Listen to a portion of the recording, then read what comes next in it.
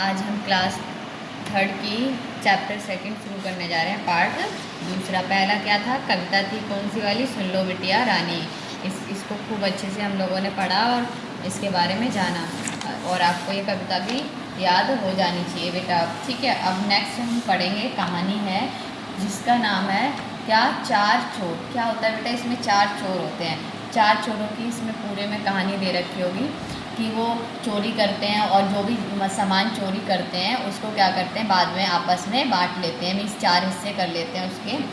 तो देखेंगे इसमें क्या क्या है, वो कैसे रहते हैं मतलब, और बाद में उनके मन में जो है जब ज़्यादा माल उन्हें इकट्ठा मिल जाता है तो क्या क्या फील होता है, और वो बाद में क्या करते हैं, एक दूसरे के साथ क्या करने की विचार बनाते हैं, क्या सोचते हैं। ठीक है, तो वो सब जानेंगे। तो चलो स्टार्ट करते हैं।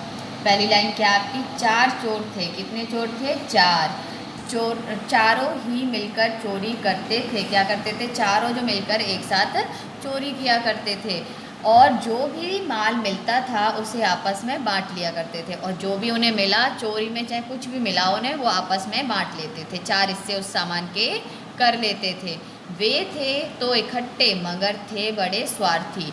मतलब रहते तो इकट्ठे थे कि अगर जो चोरी करनी है तो चारों को एक साथ करनी है, मगर मीन्स बट, लेकिन वो बड़े क्या थे? स्वार्थी, मीन्स सेल्फिश।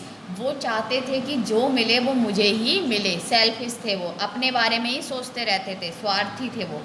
हर एक चोर यही सोचता रहता था, वो चारों के मन में यही चलता रहता था कि किसी दिन मोटा माल हाथ लगे तो अपने बाकी साथियों को मारकर सारा माल स्वयं ही हथिया लूं। क्या कहता है कि चारों के मन में ये क्योंकि वो स्वार्थी थे। अब जो आदमी स्वार्थी होता है उसके मन में ऐसे ही चलता है, वो अपने बारे में ही सोचता है, दूसरों के बारे में कभी नहीं सोचता है। तो क्या चारों सोचते रहते थे कि मुझे किसी दिन बड़ा सा चोरी करने का मुझे मौका मिले, ज़्यादा माल मिले तो मैं क्या करूँगा, बाकी तीनों को मार दूँगा और सारा माल मेरे पास आ जाएगा। ऐसा चारों के मन में विचार हमेशा चलता रहता था। आगे देखते हैं क्या बेटा? मगर आज तक ऐसा मौका नहीं आया। लेकिन क्या हुआ? अभी तक कोई ऐसी चोरी उन्होंने नहीं कर पाई जहाँ पर उन्हें ज़्यादा सामान मिले। एक रात उन्होंने एक नगर में सेठ के यहाँ सेंध लगाई। सेंध मीन्स चोरी की, मीन्स छेद करके वहाँ गए और वहाँ पर क्या करना स्टार्ट कर रहे हैं अब? सेठ के यहाँ चोरी। ठीक है, उनके हाथ खूब माल लगा। उनके हाथ क्या? अब भाई सेठ है, सेठ घरानों में तो वैसे भी ज़्यादा माल होता है, अमीर इंसान है वो। तो क्या हुआ? वहाँ पर बहुत सारा उनको माल मिल जाता है। जैसे ही वो सोचते हैं उनकी इच्छा पूर्ण हो रही है। क्या कि माल बहुत सारा मिल गया, ऐसा ही तो वो सोचते रहते थे। अब आगे देखेंगे क्या होता है बेटा।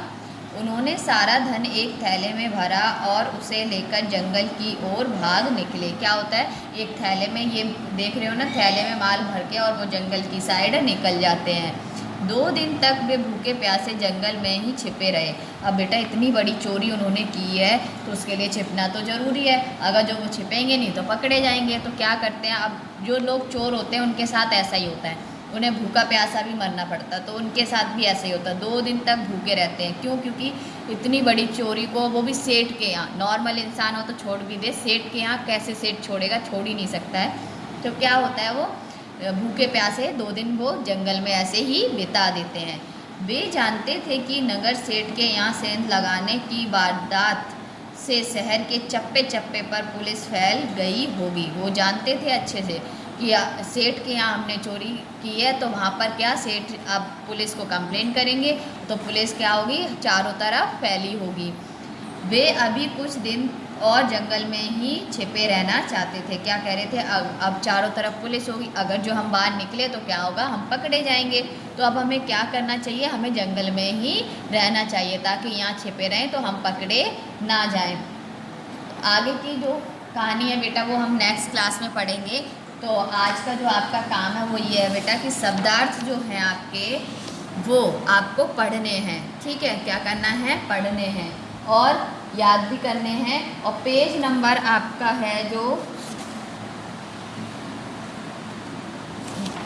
व्याकरण का पोर्शन मैं देती हूँ, ये वाला पेज नंबर 12 है। तो इसका जो बेटा क्वेश्चन नंबर आपका 4 जो है वो 1 जो है वो आपको करना है। 1 क्या है वो मैं बताती हूँ। अव्यय, ऐसे जो शब्द बने हैं ना, उन्हीं को जोड़ के 4 कोई शब्द ऐसे बनाने, जैसे ये निर्धन, निर्गुण, ये निर्बोध बना हुआ है ना, तो आपको भी 3 शब्द कोई लिखने हैं। ये ही आपका होमवर्क है। बाकी ये 2 आप बाद, जो नेक्स्ट होगा वो आप बाद में करोगे। सिर्फ ये और आपका क्या होमवर्क है, शब्दार्थ। बाकी जब हम आगे की स्टोरी पढ़ेंगे, कहानी पढ़ेंगे, जानेंगे, तो हम नेक्स्ट आपके ये क्वेश्चंस करेंगे। आज की क्लास यहीं पर ओवर होती है।